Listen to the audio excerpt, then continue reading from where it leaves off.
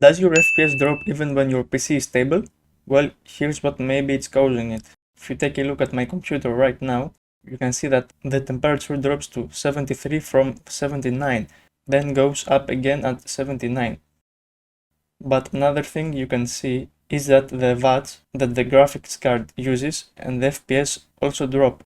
In my GPU this happens because it reaches high temperatures even though 80 degrees is considered normal. This is called thermal throttling. Normally it appears at 90 plus degrees, but here's the fix. You can fix this very quick without losing many FPS, only 5 to 10 FPS maximum, by just putting a power limit of minus 30%.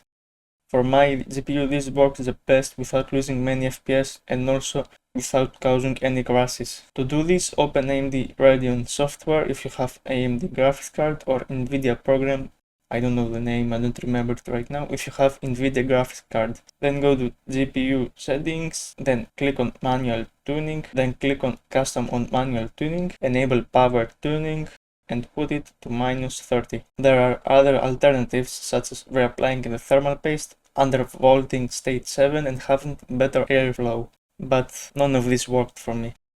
Maybe I need a new case or graphics card, who knows. Also I checked and cleaned the computer from any dust. None of this above helped me as much as limiting the power limit. So I hope I helped you guys. Wish you the best. Good luck.